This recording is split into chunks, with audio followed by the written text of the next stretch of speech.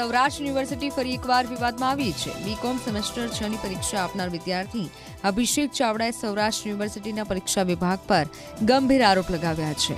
વિદ્યાર્થીનું કહેવું છે કે પરીક્ષામાં હાજર હોવા છતાં મને ગેરહાજર બતાવવામાં આવ્યું। વિદ્યાર્થીએ સુપરવાઇઝરની સહી કરેલી હોલ ટિકિટ પણ મીડિયા સમક્ષ રજૂ કરી છે। અનેક વિદ્યાર્થીઓને પરીક્ષામાં ગેરહાજર બતાવવામાં આવ્યા હોવાનો આક્ષેપ થયા છે। પરીક્ષા વિભાગની ઘોર બેદરકારીને લીધે વિદ્યાર્થીઓ ચિંતામાં મુકાયા છે। હવે વિદ્યાર્થીઓનું શું થશે, ન્યાય મળશે કે નહીં તેવા અનેક સવાલ ઉઠ્યા છે।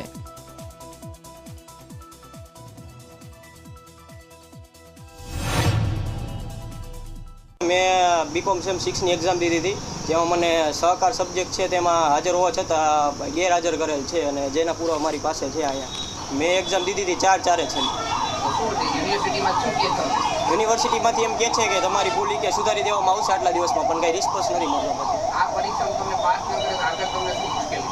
આ પરીક્ષામાં પાસ ન કરે તો મારે આગળ કરવાનું છે માસ્ટર ડિગ્રી, જેમાં મને એડમિશન મળવું મુશ્કેલ પડી જાય। કહી શકાય કે વિદ્યાર્થીઓના ભવિષ્ય સાથે છેડા કરવાનું કામ છે કે વિદ્યાર્થીઓ એક્ઝામ આપી છે છતાં પણ વિદ્યાર્થીઓને ક્યાંક ને ક્યાંક એબસન્ટ બતાવી કે તમે ગેરહાજર રહ્યા છો પરીક્ષામાં એવું બતાવવામાં આવી રહ્યું છે। અને વિદ્યાર્થીઓ પોતે ફિઝિકલી રીતે ત્યાં એક્ઝામ દીધી છે અને હાજર છે, ત્યારબાદ તેને વર્ષ જેવો ઘણા બધા વિદ્યાર્થીઓનો સમય થઈ ગયો, ઘણા બધા વિદ્યાર્થીઓનો 2-3 મહિના થઈ ગયા છે, પણ આજ દિન સુધી યુનિવર્સિટી દ્વારા કોઈ પણ જાતનું કે કોઈ પણ રીતે એક્શન લેવામાં આવ્યું નથી। વિદ્યાર્થીને આગળના ચેપ્ટરમાં જો એડમિશન લેવું હોય, છાત્રાલયમાં એડમિશન લેવું હોય તો તેના માટેનું રિઝલ્ટ બહુ મહત્વનું બની જતું હોય છે।